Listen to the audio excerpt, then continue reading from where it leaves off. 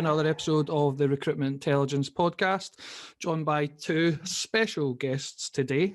First of all, you probably recognise Gavin Spears, who's our CEO, who's been a regular feature on this podcast. However, I want to extend a warm welcome to Salma El-Wardany, who is just joined the SD team as our Chief Diversity Officer. So first of all, a warm welcome to Salma, to the Solutions Driven, but also to the podcast. Thank you. Hello. Hello. So we're keen to talk about diversity and inclusion today. So before we get into the kind of nitty gritty, it'd be great, Salma, if you could give everyone just a wee bit of background about you, your background, your journey, and I suppose just a little bit more about the Chief Diversity role here at Solutions Driven. Yeah, absolutely. So my background is I came up in, it's funny when you say background, right? You're like, oh, this is my heritage or it's about my work background. But I'm gonna meld both of them into one. So I have always started my career in recruitment. So I used to work within a global tech recruitment, and I used to work within business development of that arm of that business. So all of my career has been about marketing and about building recruitment brands and how we relay messages out to the market and how we build recruitment businesses, essentially. And alongside that, I've done work my entire life in diversity in various aspects, whether that's about gender and making life better for women and girls, whether that's about representing people of colour, whether that's about representing different minority backgrounds, whether that's across religious backgrounds or sexual backgrounds or whatever it might be. And that kind of ties in with my personal story. So I am half Egyptian, half Irish, raised in Newcastle. So a bit of everything going on, really. And that so much of that informs why I fight every day for more diverse workforces, or why I want to create and help businesses create more diverse businesses. So that's kind of a little bit about my background. And then somewhere along the way, Solutions Driven and I have found each other.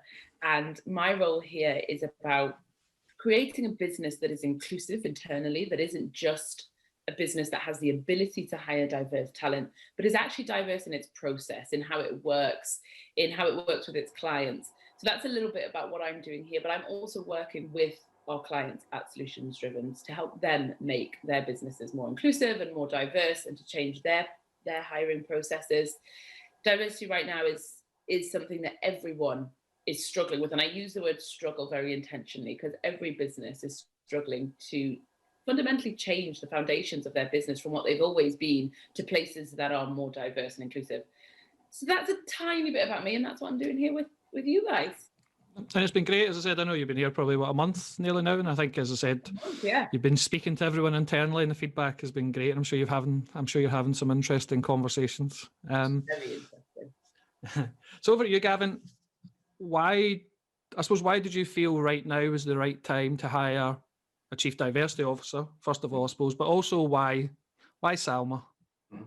So, I think, first of all, we, as you know, Rob, we launched our PI recruitment process intelligence last year, really just as our category and I guess our way of working.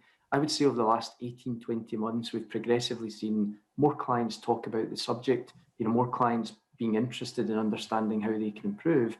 And we felt for two reasons it was the right time. One, we as a business internally need to improve, so we need to improve our own diversity journey. We need to make sure our team are educated. We need to make sure that they are confident in raising the questions, positively challenging clients, but also externally, we need to be supporting our clients on that journey. So regardless where they are in that journey, it's about making sure that we are giving advice, giving insights, providing data. And really, I guess from my point of view, the diversity inclusion space is important to us and is also going to become even more important to clients going forward. So that was really the reason. I think why Salma. So I've known Salma 5 years. So we met through a kind of recruitment networking event 5 years ago, and I've always kept in touch. And I think, energy, enthusiasm, and intellect are probably the three words that spring to mind. I think she comes across very, very well, in terms of the space, but also culturally fits well with Solutions Driven in our client base. So it felt the right time and the right person. Great.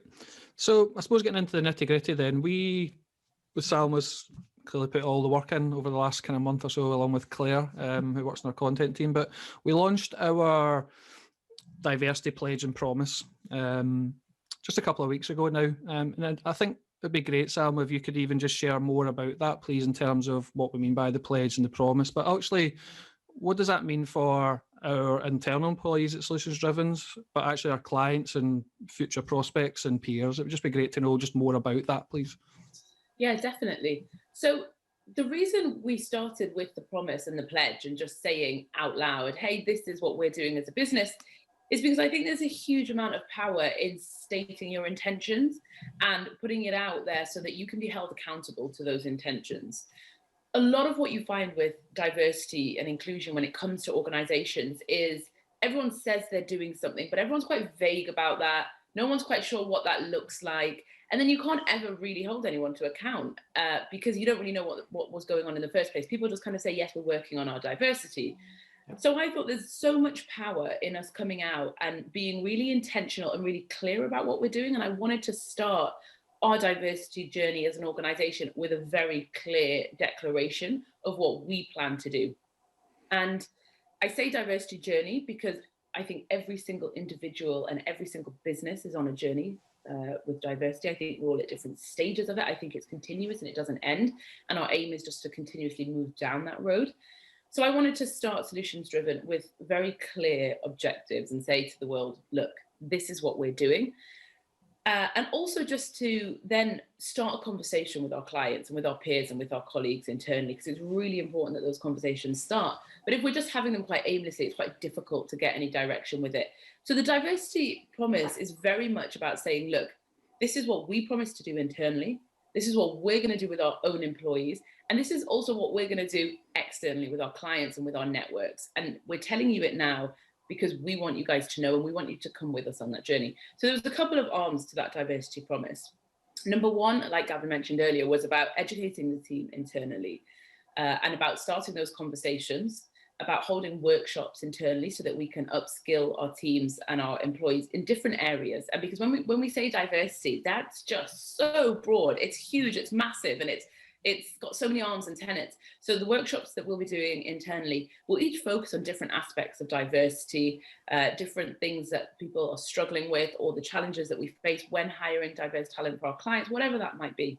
So that was the first arm. We're gonna have conversations internally. We're gonna do workshops. We're gonna bring in experts as well in different parts of diversity to have conversations.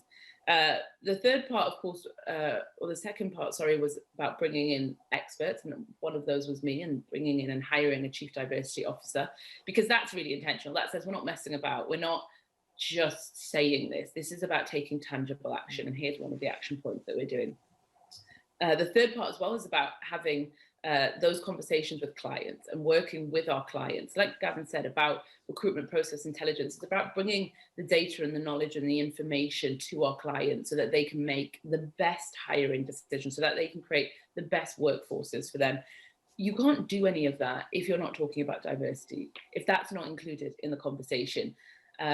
So much of what we're doing as well is about working with our clients to help them with their organizations, whether that's with their inclusive cultures, whether that's with their processes, whether that's with educating on a senior management team, whether that's getting buy-in with their C-suite, whatever that might be. So we'll be doing workshops and conversations and learnings with our clients as well, with their organizations and their staff.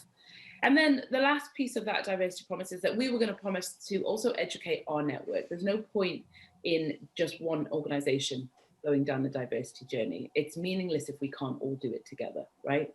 So the last part of that is about, well, we're going to create content and resources and conversations, and we're going to put that out online so that our entire network, our peers, our colleagues, those people who follow along with our business, they can all benefit from that. And then we can hopefully start conversations and we can bring people along with us. So that was the kind of the main tenets of this diversity promise.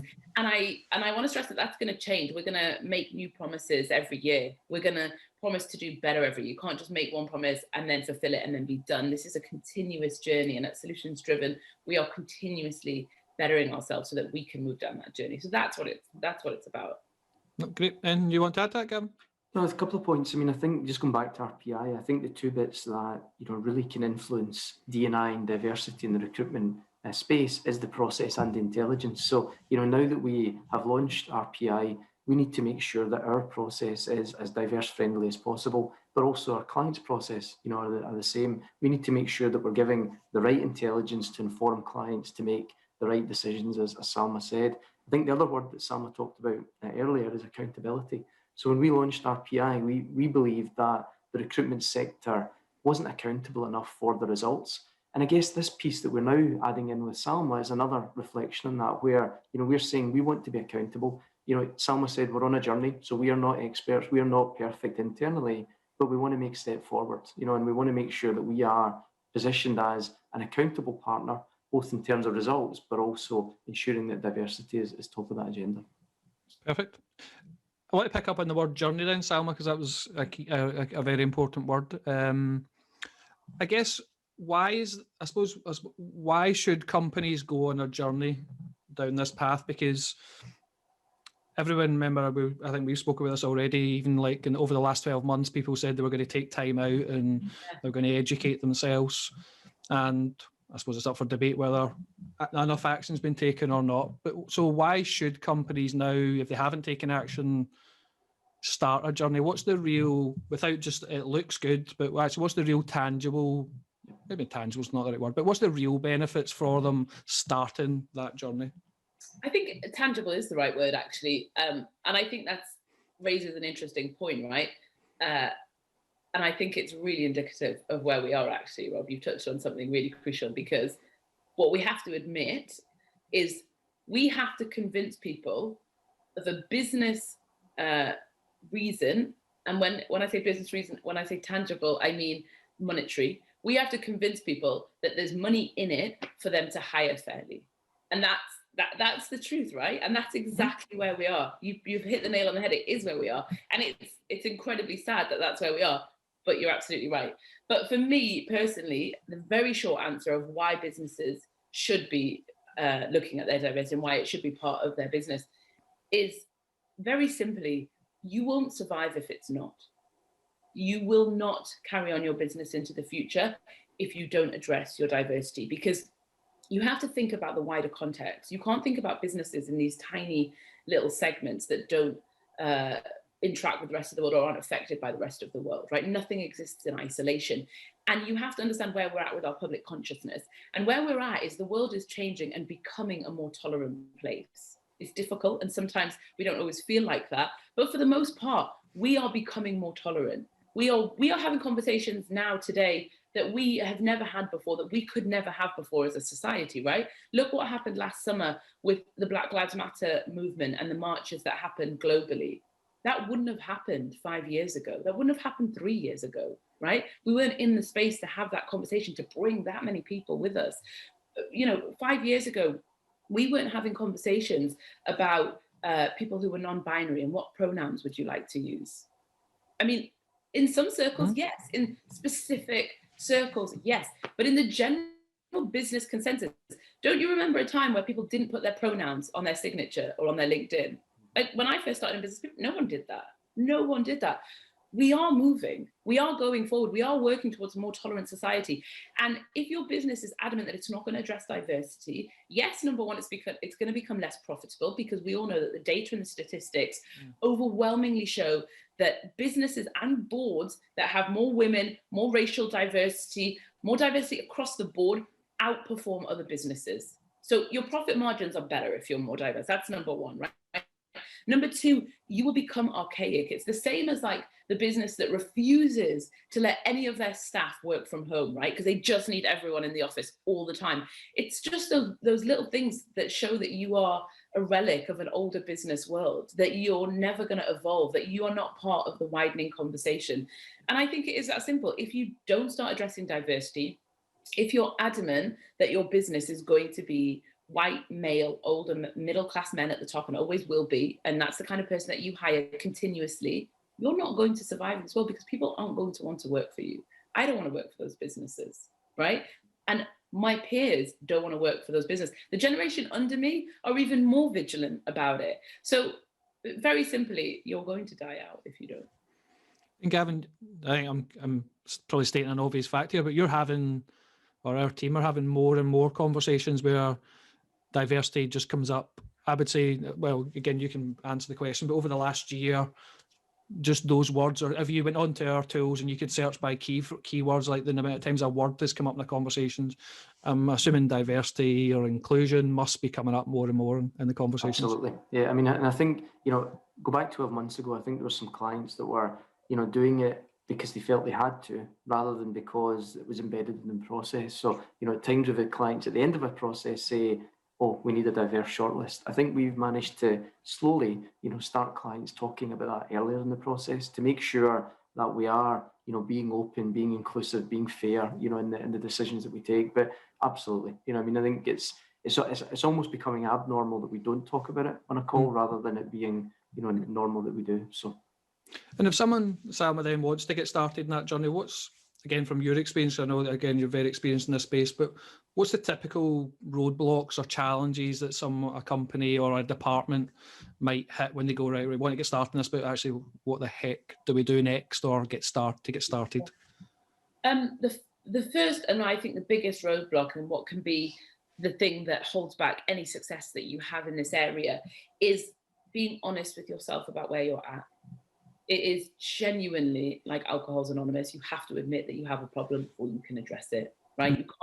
You can't come from the line of, well, I don't drink that much. I only have a couple of drinks a night, and it's not really a problem, because that is the mentality when people are going along that journey, right?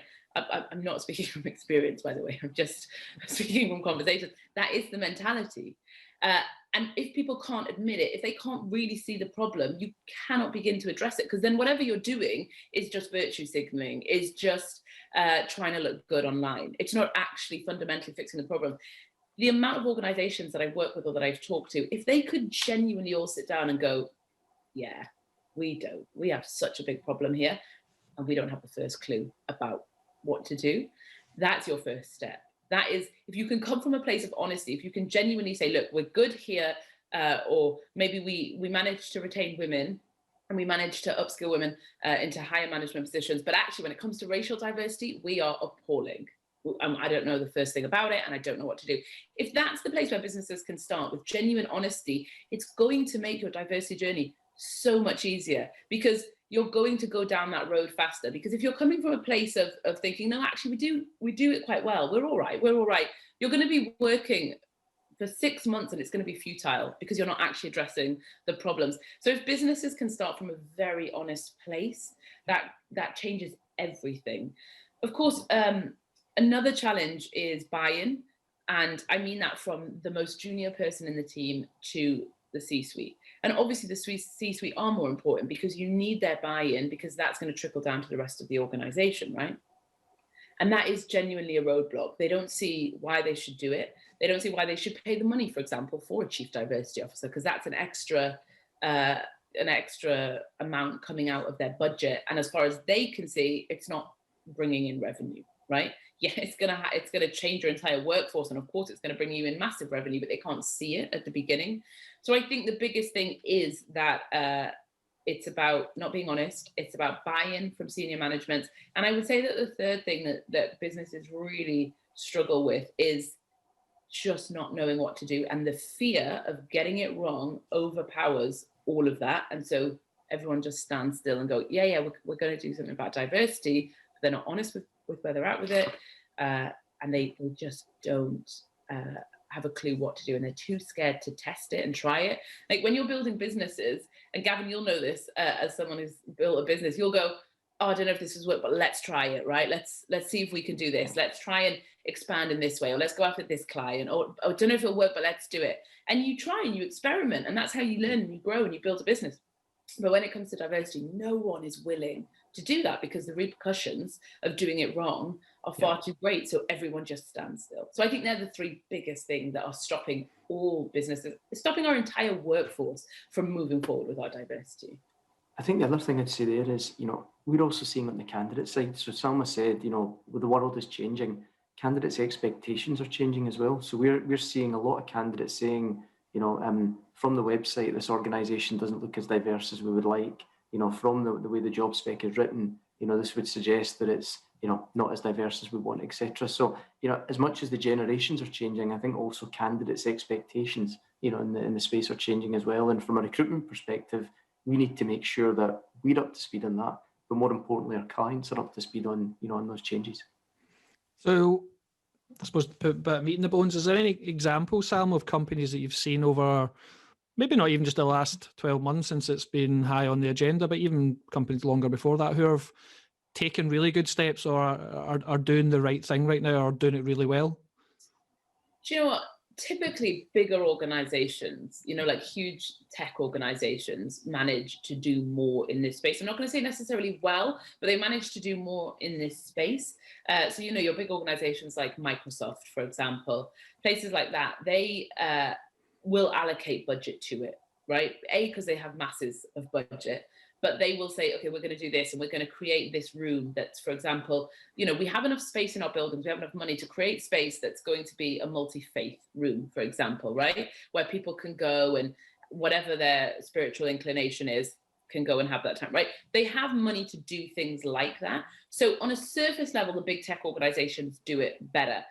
However, I always argue that and would interrogate that and say that actually you don't need huge budget or masses of money to do diversity in your organization. You don't. And the smallest of organizations, the startups, the SMEs, they can do it as well. They can do it really well.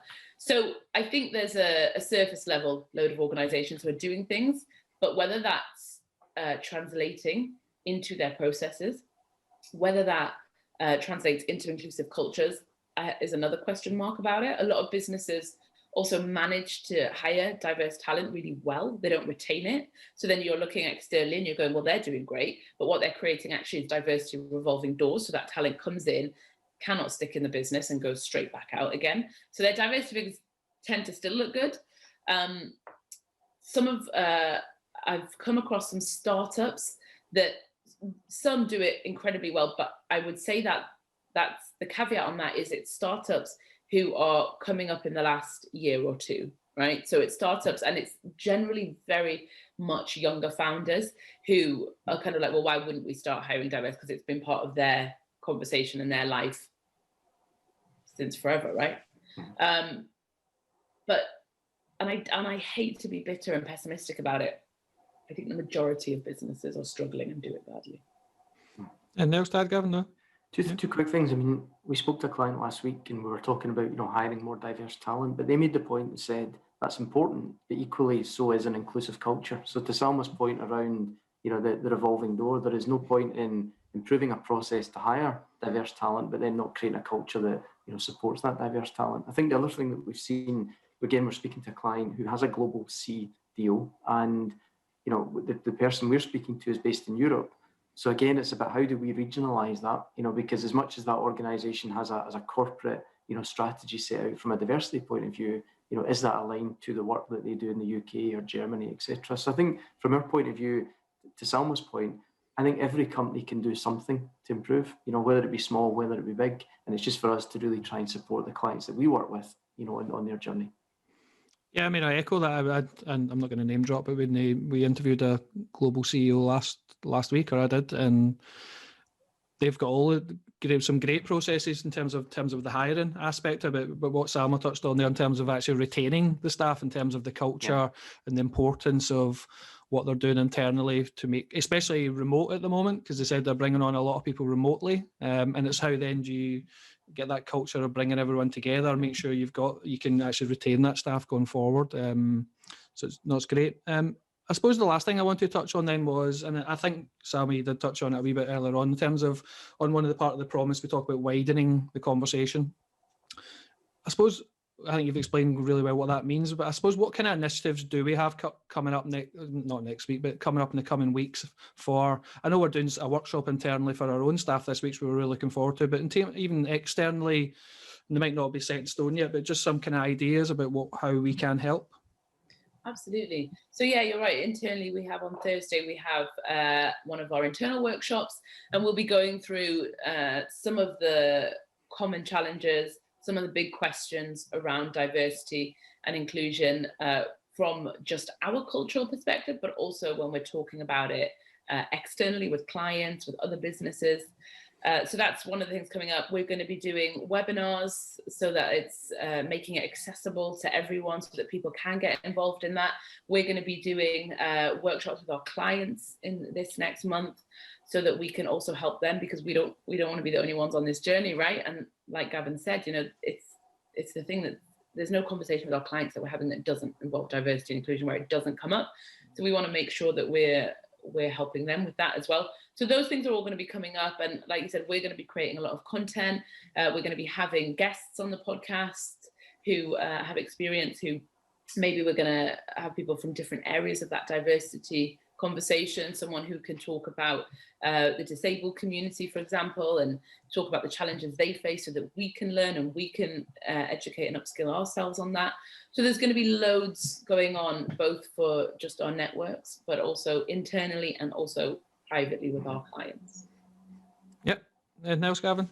No, I mean, I think Salma said it. We're running a session in 2 weeks' time for our existing clients, so purely existing clients, no prospects. And we want to keep it simple. So the subject of that is the top 10 questions that companies want answers to from a D&I perspective. And the amount of existing clients that have approached us saying, we'd love to hear that. We'd love insight. And that really just summarizes, the discussion today. I think everyone, is keen to understand more, but our challenge is make sure that when they understand more, they then take action to improve their situation. Great. Well, in the show notes, what I'll do is I'll share a link to the diversity inclusion page that Salma created along with the diversity promise, so everybody can go and access that. And we also, as part of that launch, created an inclusive leaders ebook, which looks great, and the content is really, really good. So I'd encourage people to go and have a look at that and download that. It's completely free. Salma, if people want to connect with yourself, is LinkedIn the best place? LinkedIn is where you'll find me. Just head over to LinkedIn. I mean, we're all existing online everywhere, right? So LinkedIn, you can email me, you can find my details on LinkedIn, but yeah. Great. Thanks for your time, both. I've got nothing else to say, so thanks very much for the time. That was great. Thanks, Rob. Thanks, Salma. Thank you. Take care. Bye-bye.